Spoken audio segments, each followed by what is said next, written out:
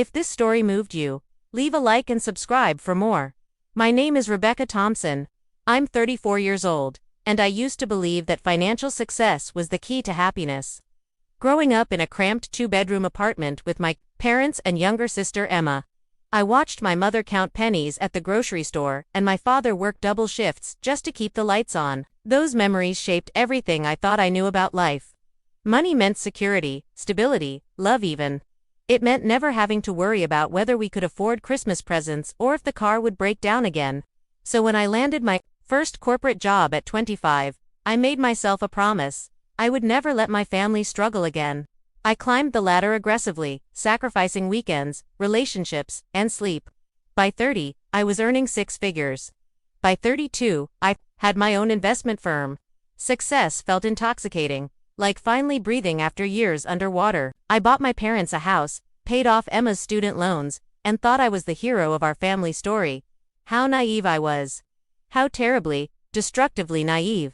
The first crack appeared during Thanksgiving dinner 3 years ago. We were all gathered in the beautiful dining room of the house I'd purchased for my parents in the suburbs. Crystal glasses caught the candlelight, expensive wine flowed freely, and everyone should have been grateful. Instead, tension hung heavy, in the air like smoke. Emma had been unusually quiet all evening, picking at her food and avoiding eye contact. Finally, she exploded. The words came tumbling out in a torrent of anger and hurt that left me reeling.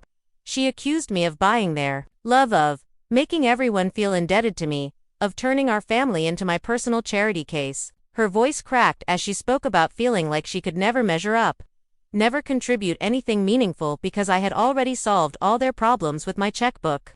My parents sat frozen, caught between their daughters, unable to choose sides. That night, I lay awake in my empty penthouse apartment, staring at the city lights through floor-to-ceiling windows. Emma's words echoed in my mind, each one a small knife cutting deeper than the last. I had thought I was being generous, loving, responsible. Instead, I had apparently been controlling, condescending, and blind to the damage I was causing. But surely she was just going through a difficult phase, right? Surely time would heal these wounds and she would understand that everything I did came from a place of love. I was wrong about that too. The distance between us grew wider with each passing month. Phone calls became shorter, visits less frequent. When Emma got engaged to her longtime boyfriend Marcus, I wasn't even told until 2 weeks after it happened. I found out through a Facebook post, of all things. The engagement photos showed them laughing together in some park I didn't recognize, her ring catching the sunlight, both of them looking genuinely happy. I stared at that photo for what felt like hours, zooming in on their faces, searching for clues about this life she was building without me. The wedding planning became a battlefield disguised as family bonding time. Every suggestion I made was met with resistance. Every offer of financial help was politely but firmly declined. Emma insisted on paying for everything herself, even though I knew she and Marcus were scraping together every penny they had. Their venue was a modest community center rather than the elegant hotel ballroom I could have easily afforded. The flowers were grocery store bouquets arranged by her future mother-in-law instead of the professional florist I had researched. Her dress came from a discount bridal shop, beautiful but clearly not the designer gown she deserved. It broke my heart to watch her settle for less when I could have given her everything. But every time I opened my mouth to offer, I saw that look in her eyes, a mixture of hurt and defiance that silenced me completely. The day of the wedding, I sat in the third row watching my little sister marry the man she loved, and I felt like a stranger in my own family. My parents flanked the happy couple in the photos while I stood awkwardly to the side, my expensive outfit somehow making me look more out of place than elegant. During the reception, Emma's friends shared stories about late-night study sessions, weekend adventures, and inside jokes I knew nothing about. I realized with crushing clarity that while I had been busy building my empire and writing checks, life had been happening without me. My sister had grown into a woman I barely knew, surrounded by people who loved her for who she was rather than what she could provide. That realization should have been my wake-up call, but pride is a stubborn thing. Instead of reaching out, instead of trying to rebuild our relationship on equal ground, I doubled down on what I knew best, being successful. I threw myself even deeper into work, convinced that if I just achieved enough, earned enough, accumulated enough, eventually everyone would see that I had been right all along. The irony wasn't lost on me that I was trying to solve a problem caused by money with more money. but I couldn't seem to stop myself. My investment firm grew rapidly. I hired more employees, took on bigger clients, and started making the kind of money that even my younger self couldn't have imagined. Magazine articles were written about my success story. The girl from the wrong side of town, who built a financial empire through sheer determination. Awards lined my office walls, and my calendar filled with speaking engagements and charity galas. From the outside, my life looked perfect. From the inside, it felt increasingly hollow. The success I had worked so hard to achieve was meaningless, without people to share it with. Then came the phone call that changed everything. It was a Tuesday morning in October, and I was reviewing quarterly reports when my assistant knocked on my door with an expression I had never seen before. My mother was on the line, and something in her voice immediately set off alarm bells in my head. My father had suffered a massive heart attack while working in the garden of the house I had bought them. He was in the ICU, and the doctors weren't sure if you would make it through the night. I dropped everything and raced to the hospital, my mind reeling with fear and regret. All those years I had spent working instead of visiting. All those family dinners I had missed because of client meetings or business trips. All the time I had wasted being angry instead of grateful for the family I still had.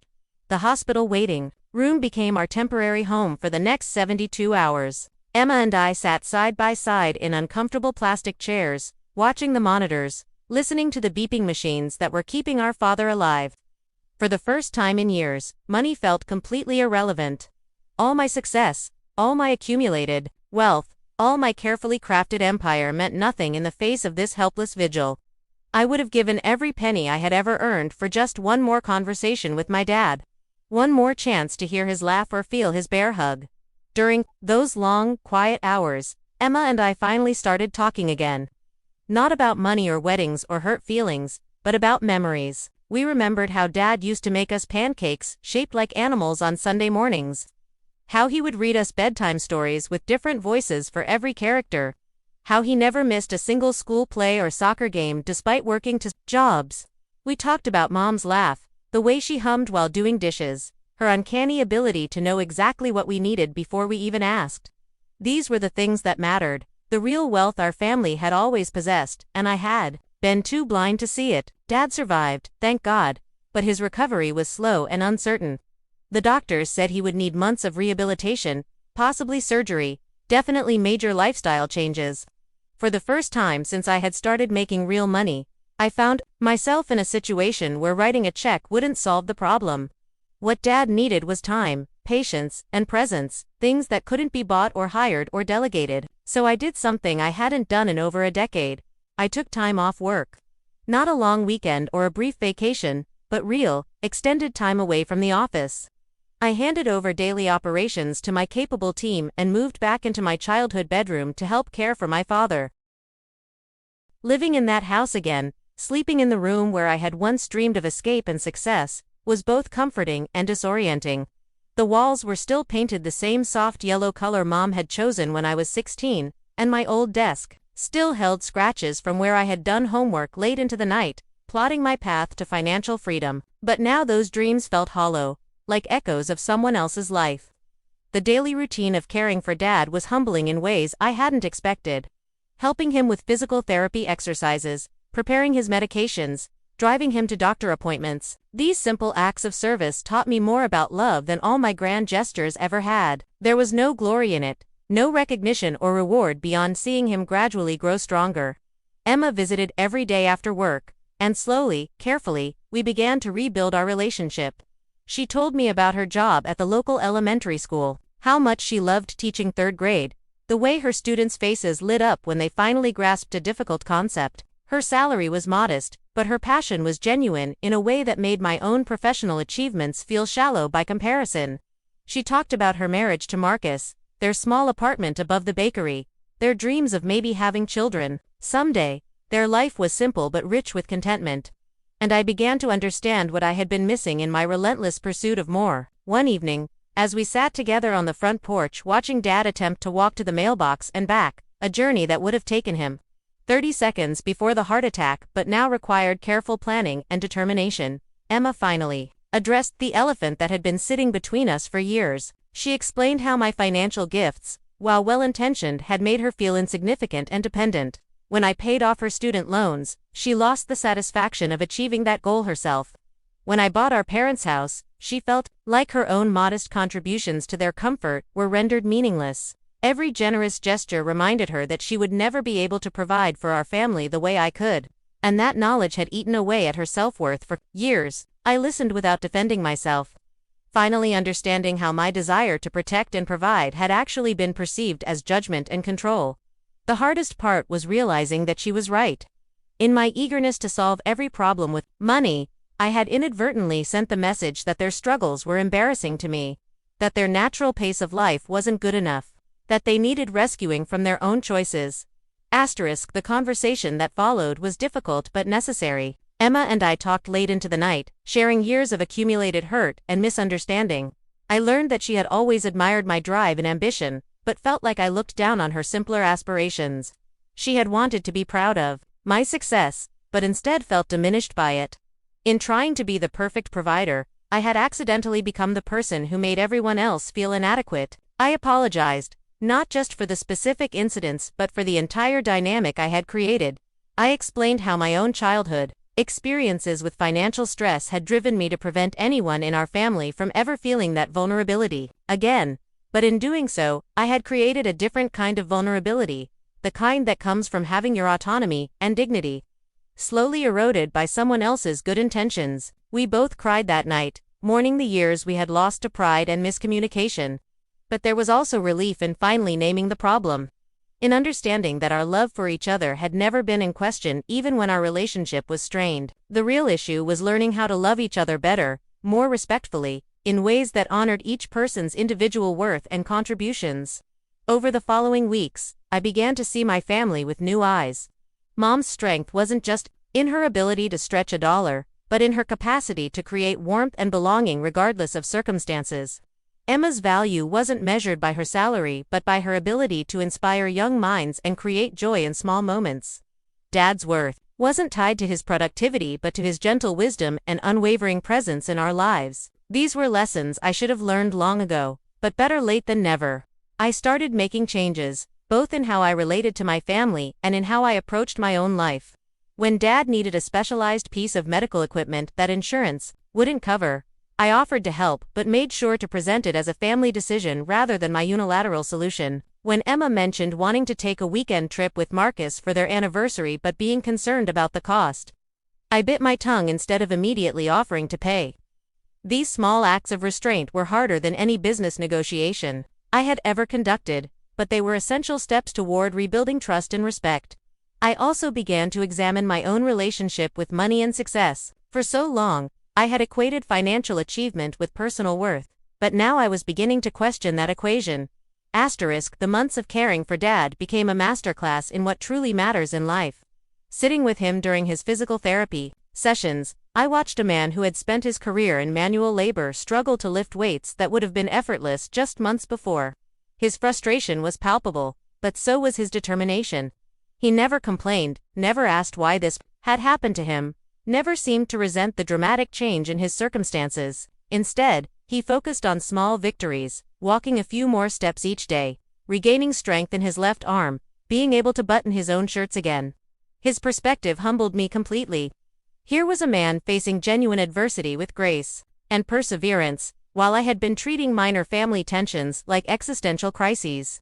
During those quiet afternoons, we talked more than we had in years. He told me stories from his childhood that I had never heard, shared memories of his early days with Mom, and reflected on his proudest moments as a father. Notably, none of those moments had anything to do with money or material possessions. He was proudest of the time he taught me to ride a bike, spending an entire Saturday running alongside me until I finally found my balance.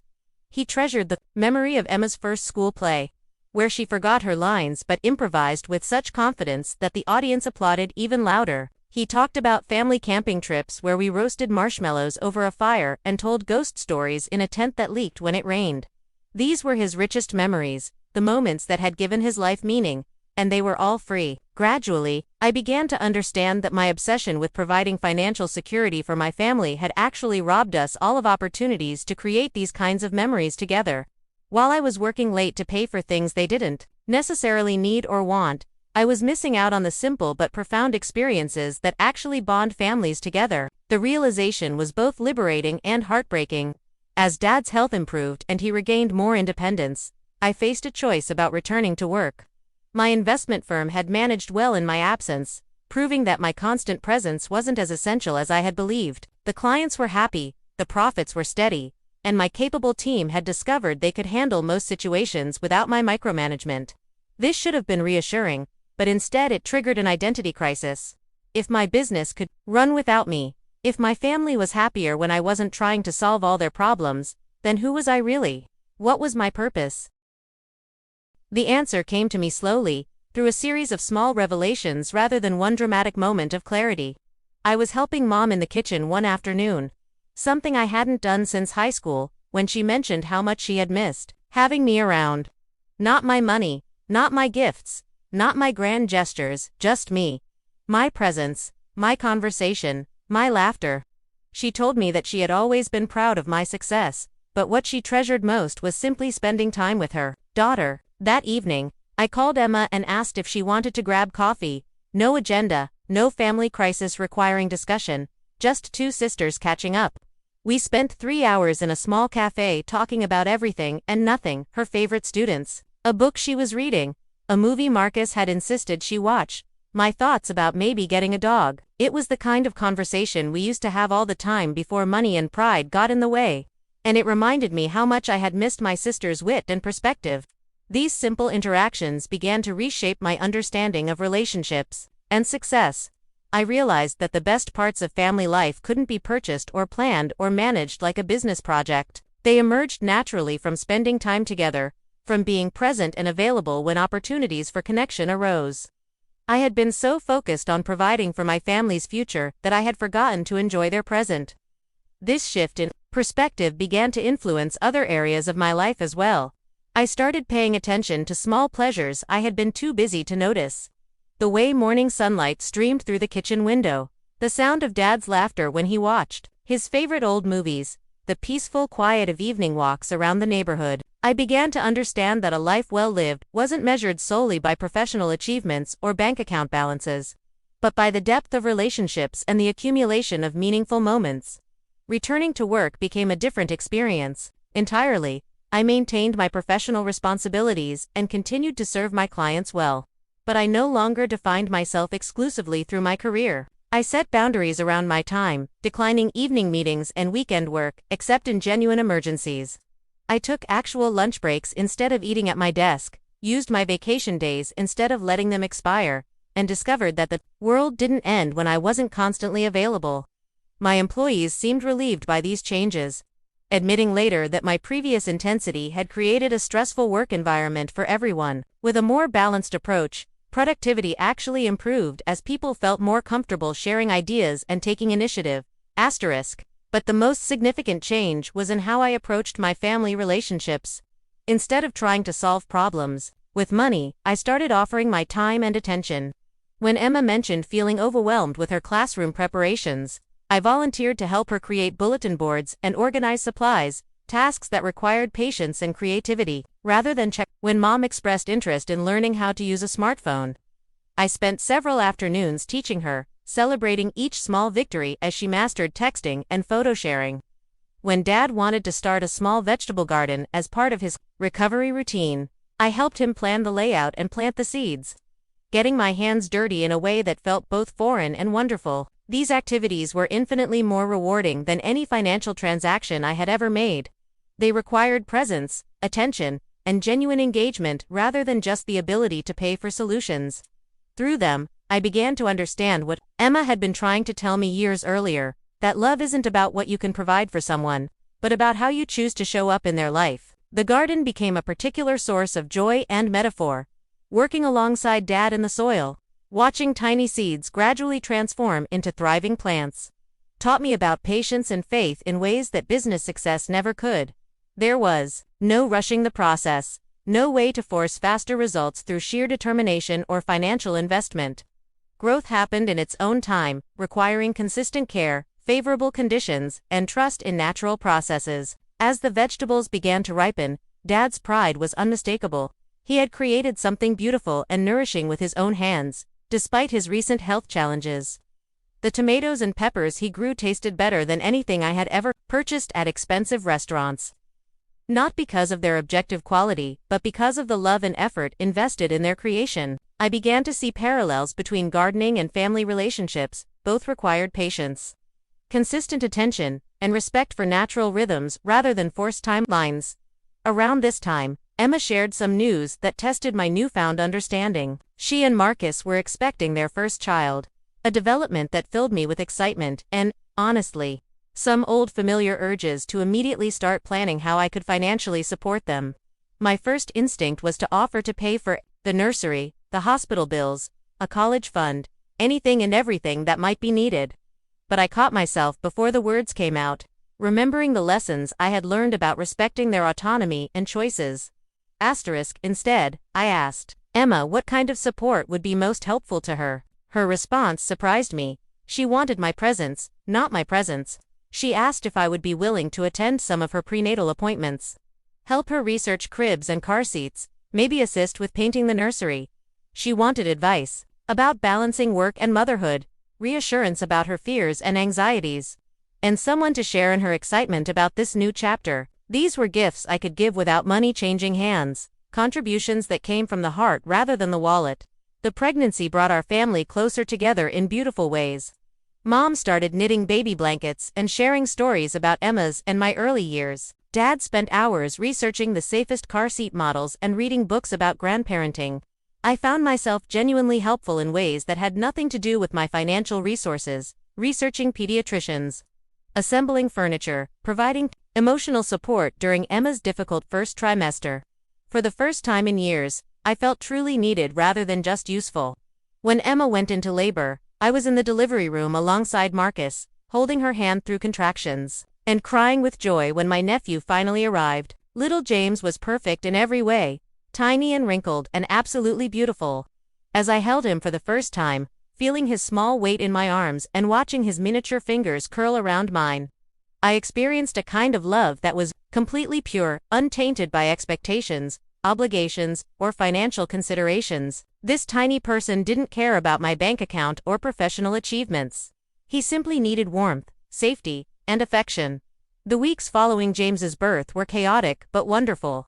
Emma struggled with breastfeeding, sleep deprivation, and the overwhelming responsibility of caring for a newborn. Marcus did his best to help, but he was also adjusting to fatherhood while maintaining his job at the hardware store. I found myself stepping in with practical support, bringing meals, doing laundry, holding the baby while Emma showered or napped. These tasks were mundane but necessary, and performing them felt like the most important work I had ever done. There were no performance reviews or profit margins, just the simple satisfaction of helping someone I loved during a vulnerable time. One night, as I was rocking James while Emma caught a few hours of sleep, I reflected on how different this experience was from my previous attempts to help family members. Instead of solving problems from a distance with money and efficiency, I was physically present, sharing in both the challenges and the joys of this new phase of life. The messy reality of new parenthood was actually more beautiful than any polished solution I could have purchased.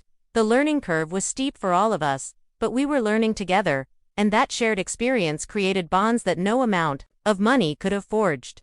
As James grew from a newborn into an alert, smiling baby, I discovered the particular joy of being an aunt. Unlike the pressure I had felt to be the perfect provider for my parents and sister, my role with James was refreshingly I could simply love him, play with him, and enjoy watching him discover the world. When he smiled at me for the first time, when he laughed at my silly faces, when he reached for me with chubby baby arms, I felt a kind of success that had nothing to do with professional achievements. These moments reminded me that the most meaningful aspects of life often happen in the quiet spaces between major events. The way James's face lit up when he saw familiar people, the contentment of family dinners where multiple generations gathered around the same table, the easy laughter that filled the house during ordinary evenings, these experiences were precious. Precisely because they couldn't be bought or manufactured, they emerged naturally from love, presence, and the simple decision to prioritize relationships over achievements. I began to make more changes in my professional life, not because my business was failing, but because my priorities had fundamentally shifted. I brought in a business partner to share responsibilities, allowing me to step back from the day-to-day operations without abandoning my clients or employees. This transition took time and careful planning, but it was essential for creating the kind of life I now wanted to live. The financial impact was significant. My income dropped considerably, but the quality of life improvement was even more dramatic. I had time for Sunday family dinners, for afternoon visits with my nephew, for helping Dad in his garden and listening to Mom's stories about her book club. I discovered hobbies I had abandoned years earlier and developed new interests I had never had time to explore. Life became richer even as my bank account grew more slowly. Friends and colleagues were puzzled by my choices. They couldn't understand why someone who had worked so hard to achieve financial success would voluntarily step back from that achievement. Some assumed I was having a midlife crisis or suffering from career burnout. Others suggested I was making a mistake that I would later regret. But their confusion only reinforced my conviction that I was finally making decisions based on my own values rather than society's expectations. The measure of a successful life isn't universal. It's deeply personal and can only be determined by the person living it. For me, success was no longer about accumulating wealth or climbing corporate ladders. It was about being present for the people I loved, contributing to their lives in meaningful ways, and creating memories that would matter long after bank statements were forgotten. This shift in perspective didn't happen overnight, and it wasn't without challenges. There were moments when I questioned my choices, especially when unexpected expenses arose or when former colleagues shared news of their latest business triumphs. The habits of a lifetime don't disappear, isolate, and I occasionally caught myself falling back into old patterns of trying to solve problems with money rather than presence. But each time I remembered the lessons learned during Dad's recovery, the joy of being genuinely helpful during James's early months, and the peace that came from letting relationships develop naturally rather than trying to control them through financial management. These memories anchored me to my new understanding of what it means to live well. Emma and I grew closer than we had been since childhood. Our relationship was no longer complicated by power imbalances or unspoken resentments. We were simply sisters again, supporting each other through life's ordinary challenges and celebrating small victories together. She never had to worry about feeling indebted to me, and I never had to wonder whether people loved me for myself or for what I could provide. This equality, this mutual respect, was worth more than any amount of money I had ever earned or given away. As James celebrated his first birthday, surrounded by family members who had learned to love each other better over the past year, I reflected on the dramatic changes in all our lives. Dad had not only recovered from his heart attack, but had discovered new purpose in his role as grandfather. Mom had embraced technology and social media, staying connected with old friends and sharing countless photos of her grandson. Emma had found her confidence as a mother while maintaining her passion for teaching. Marcus had grown into fatherhood with patience and humor, proving himself to be exactly the partner Emma deserved. And I had learned that the most valuable things in life can't be purchased. Presence, patience, genuine connection, and the simple joy of loving someone without expecting anything in return. The story I thought I was writing about my life. Successful businesswoman rescues struggling family through financial prowess, turned out to be completely wrong. The real story was about a woman who almost lost everything that mattered by trying to solve emotional problems with economic solutions. It was about learning that love isn't a transaction, that respect can't be bought, and that the strongest families are built on shared experiences rather than shared financial dependencies. My investment firm continued to thrive under the new partnership structure, but my identity was no longer solely tied to its success. I had become someone's aunt, someone's daughter, someone's sister in the fullest sense of those words. These roles brought responsibilities that couldn't be delegated or outsourced, joys that couldn't be quantified, and a sense of purpose that no professional achievement had ever provided. I still have money, still value financial security, and still believe in working hard and being generous. But I now understand that money is a tool, not a goal, and like any tool, it can be used constructively or destructively depending on the wisdom and intention of the person wielding it. The key is recognizing when financial solutions are appropriate and when they're actually counterproductive. When generosity helps and when it hurts. When providing for someone serves their best interests and when it serves only your own need to feel needed. Looking at James as he toddles around my parents' living room, babbling in his own language and exploring every corner with fearless curiosity, I see the future differently than I once did. I want him to grow up understanding that his worth isn't measured by what he achieves or accumulates, but by how he treats the people in his life and how present he is for the moments that matter. I want him to know that success comes in many forms, and the most meaningful kind often has nothing to do with money at all. The lessons I learned through nearly losing my family to my own misguided generosity became the foundation for everything that followed. James was walking now, taking his first wobbling steps between family members who cheered every small achievement. Watching him navigate this milestone reminded me of my own journey toward understanding what really mattered. Asterisk. 2 years had passed since that transformative period of Dad's recovery, and our family had settled into new rhythms that honored both individual autonomy and collective love. Emma had returned to teaching after her maternity leave, finding ways to balance motherhood with her passion for education. She often brought James to school events, and her students adored their baby teacher assistant. Marcus had been promoted to assistant manager at the hardware store, a recognition of his steady reliability and customer service skills. Mom had joined a local photography club and discovered a talent for capturing candid family moments.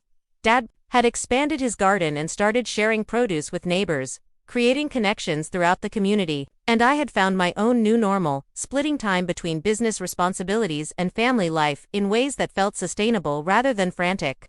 The changes weren't dramatic or newsworthy, but they were profound in their quiet authenticity. We had all learned to appreciate what we had rather than constantly striving for what we thought we needed. James's second birthday party was held in my parents' backyard. A simple celebration with homemade decorations, a cake baked by Emma, and games organized by the whole family. As I watched my nephew blow out his candles with more enthusiasm than accuracy, surrounded by people who loved him unconditionally, I felt a completeness that no business success had ever provided. This was wealth in its truest form, relationships that had weathered storms and emerged stronger, traditions that connected past and future, love that didn't depend on external validation or financial security. During this period, I received an unexpected phone call that would test everything I had learned about money and family dynamics. The caller was my cousin David, someone I hadn't spoken to in over 5 years. His father, my Uncle Robert, had recently passed away, and David was dealing with the aftermath of a complicated estate situation. Robert had been the family entrepreneur before me, building a successful construction company that had provided a comfortable middle-class life for his wife and 3 children. But in his later years, he had made some poor investment decisions and taken on too much debt. When he died suddenly of a stroke, he left behind more problems than solutions.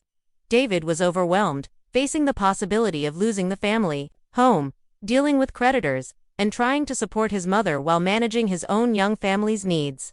He had heard about my financial success and was calling to ask for help, though the request clearly pained him. The conversation brought back vivid memories of my own transformation. The painful lessons about how money could complicate family relationships even when offered with the best intentions.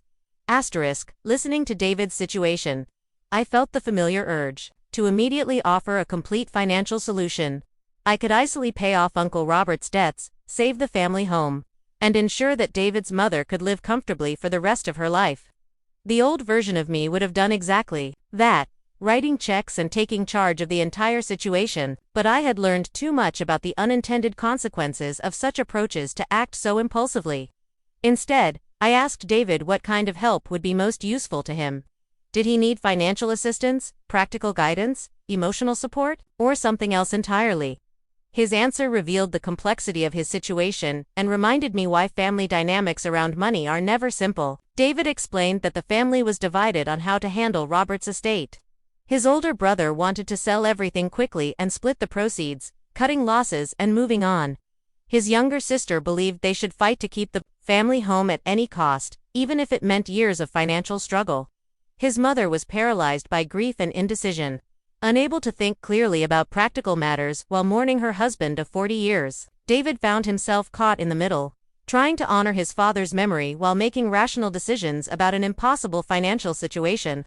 What he needed most wasn't money, but wisdom and perspective from someone who understood both business realities and family sensitivities. Over the following weeks, I found myself serving as an informal family consultant, helping David and his siblings think through their options without imposing my own preferences. I shared what I had learned about the importance of involving everyone in decision-making processes, respecting different perspectives, and finding solutions that preserved dignity for all involved. I also provided practical assistance, reviewing financial documents, researching legal options, and connecting them with professionals who specialized in estate planning and debt resolution. The experience was challenging but rewarding in ways that simply writing a check could never have been. I was able to use my business knowledge and financial resources in service of the family's best interests, rather than my own need to be seen as the problem solver. When they ultimately decided to sell the family home and use the proceeds to settle debts and provide modest security for David's mother, I helped facilitate the process by connecting them with a reputable real estate agent and providing a short-term loan to cover immediate expenses while the sale was pending. But the loan came with clear terms and repayment schedules, treating the family relationship with the same respect I would show any business partner. The resolution of David's family crisis took nearly 6 months, but the outcome was better than anyone had initially hoped. The house sold for more than expected, the debts were settled completely, and David's mother was able to move into a comfortable senior living community, where she quickly made new friends and found activities that helped her cope with her grief. Most importantly, the 3 siblings had worked through their differences and emerged with stronger relationships, having learned to communicate more effectively during a very difficult time. David called me after everything was finalized, not just to thank me for the financial assistance, but to tell me how much he had appreciated my approach to helping. He said that I had given him something more valuable than money. I had shown him how to handle family crises with wisdom and patience rather than just throwing resources at problems. That conversation reinforced my understanding that the most meaningful help often comes in the form of guidance, support, and presence rather than purely financial solutions. Meanwhile, my own family continued to evolve in beautiful ways. Emma announced that she was pregnant again, and this time her approach to sharing the news reflected how much our relationship had changed. Instead of worrying about my reaction or bracing for unwanted advice and offers, she called me with pure excitement, wanting to share her joy with someone she knew would celebrate without reservation. The pregnancy progressed smoothly, and I was able to be supportive in the ways that mattered most, attending doctor appointments when Marcus couldn't make it, helping to prepare James for his role as big brother, and simply being available for the countless small moments that make up the journey of expanding a family. When Emma went into labor with her second child, I was once again in the delivery room, witnessing the miracle of new life and feeling overwhelmed with gratitude for the relationships that had brought us to this moment.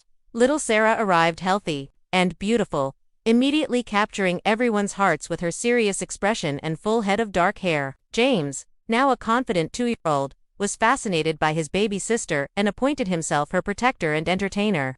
The house filled with new kinds of chaos and joy as we all adjusted to the dynamics of a family with 2 small children. I found myself with a new role as aunt to 2, and the experience continued to teach me about love that had nothing to do with financial provision. Sarah didn't care about my bank account any more than James did. She simply needed warmth, safety, and the consistent presence of people who cared about her well-being. As both children grew, I discovered the particular pleasure of being able to spoil them in non-monetary ways. I became the aunt who always had time for extra stories, who remembered their favorite games, who could be counted on for impromptu adventures to the park or the library. These experiences were infinitely more rewarding than any expensive toy I could have purchased, because they created memories and strengthened bonds rather than simply providing temporary entertainment. The children taught me lessons about presence and joy that I carried into other areas of my life. Their ability to find wonder in ordinary moments, their capacity for uninhibited affection, their natural assumption that the adults in their lives would be available when needed. These qualities reminded me of what I had been missing during my years of single-minded professional focus. They also helped me understand why Emma had been so concerned about financial dependence affecting family relationships. Children are naturally egalitarian. They love based on attention and affection, rather than material provision. If I had continued my pattern of solving every problem with money, I would have inadvertently taught them to associate love with financial transactions, a lesson that could have damaged their understanding of relationships for years to come. Around this time, I made another significant change in my professional life. My business partner and I decided to restructure our investment firm to include a philanthropic component, using a portion of our profits to support local educational initiatives and family services. But instead of simply writing checks to established charities, we chose to get personally involved with the organizations we supported. I began volunteering at Emma's school, helping with financial literacy programs and mentoring young teachers who were struggling with student loan debt and limited resources. This work allowed me to use my business expertise in service of causes I cared about, while also staying connected to Emma's professional world in ways that supported rather than overshadowed her contributions. The volunteer work was immensely satisfying, providing the sense of purpose and impact that I had been seeking throughout my career. Working with young teachers reminded me of my own early professional years, when I had been driven by passion and idealism rather than just financial goals. Many of these educators were facing the same kinds of financial pressures that had motivated my own career choices, but they had chosen to prioritize service over salary, often making significant personal sacrifices to remain in jobs they loved. Despite modest compensation, their dedication inspired me and reinforced my evolving understanding of success and fulfillment. These teachers were making profound differences in children's lives, shaping futures and building communities, even though their work was often undervalued in purely economic terms. Watching them navigate budget constraints with creativity and determination reminded me of the resourcefulness I had witnessed in my own family during my childhood. The ability to create richness from limited resources through ingenuity and love. The financial literacy programs I helped develop became particularly meaningful to me, teaching young people about money management, helping them understand the difference between needs and wants, showing them how to make informed decisions about debt and savings. This work felt like a way to share the lessons I had learned through my own mistakes and successes. I could help them avoid some of the pitfalls that had complicated my own relationship with money and family, while also encouraging them to think about wealth in broader terms than just financial accumulation. One of my favorite students was a 17-year-old named Maria, whose family situation reminded me of my own background. She was academically gifted, but worried about college costs. Torn between pursuing her dreams and feeling obligated to contribute immediately to her family's finances. Through our mentoring sessions, I was able to help her explore options for financing her education, while also understanding that her desire to support her family came from love, rather than obligation. Watching Maria navigate these decisions with wisdom beyond her years, seeing her graduate and head off to college with a clear sense of purpose and a realistic financial plan, provided the kind of satisfaction that no business deal had ever delivered. She stayed in touch throughout her college years, sharing updates about her studies and her growing understanding of how she wanted to use her education to make a difference in the world. These connections with young people reinforced my belief that the most valuable things we can give each other are knowledge, encouragement, and genuine care rather than just material resources. As James and Sarah grew into preschoolers with distinct personalities and interests, I had the joy of watching them develop relationships with each member of our extended family. James inherited his grandfather's love of gardening and would spend hours helping Dad plant seeds and water vegetables, chattering constantly about the wonders of growing food. Sarah showed an early aptitude for music and would sit mesmerized when Mom played piano, eventually learning to pick out simple melodies on her own. These intergenerational connections were beautiful to witness, representing the kind of family wealth that couldn't be quantified or inherited through legal documents. The children were learning skills, values, and perspectives from grandparents who had time and patience to share their wisdom. They were developing appreciation for simple pleasures, understanding of where food comes from, love of music and storytelling, and most importantly, the security that comes from being surrounded by adults who delight in their existence. Watching these relationships unfold made me grateful for all the changes our family had undergone.